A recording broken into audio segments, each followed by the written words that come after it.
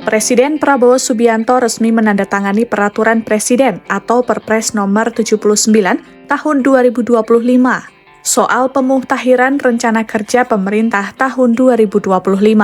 Salah satu isinya adalah menetapkan Ibu Kota Nusantara atau IKN di Penajem Pasir Utara, Kalimantan Timur menjadi ibu kota politik pada tahun 2028. Dalam Perpres itu juga merinci syarat IKN untuk bisa menjadi ibu kota politik. Pertama adalah terbangunnya kawasan inti pusat pemerintahan atau KIPP dan sekitarnya dengan luas mencapai 800 sampai 850 hektar.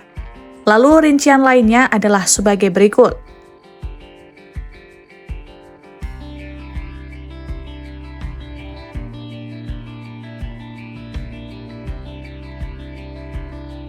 Kedua, terselenggaranya pemindahan dan penyelenggaraan pemerintahan di IKN dengan jumlah pemindahan ASN ke IKN mencapai 1.700 sampai 4.100 orang.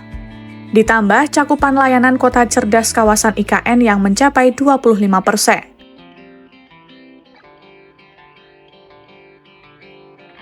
Kepala Otorita IKN Basuki Hadi Mulyono sebelumnya mengatakan bahwa proses pemindahan ASN akan terus berlanjut.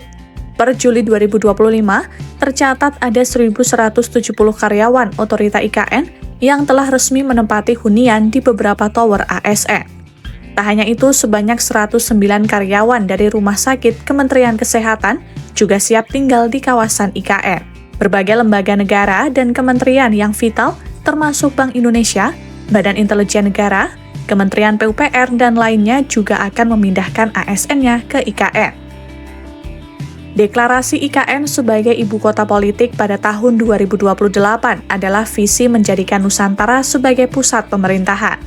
Namun, prasyarat utama supaya IKN bisa beroperasi sebagai ibu kota politik adalah kelengkapan trias politika, yakni eksekutif, legislatif, dan yudikatif. Untuk menjadikan IKN sebagai ibu kota politik, harus ada pembangunan kawasan inti pusat pemerintahan di IKN dan sekitarnya. Nantinya, kehidupan di IKN akan didominasi oleh administrasi kepemerintahan. Meski begitu, IKN harus tetap mewujudkan ekosistem yang nyaman dan layak huni. Lalu, sebagai ibu kota politik, IKN harus bisa menjadi contoh bagi daerah lain dalam penerapan berbagai program unggulan pemerintah.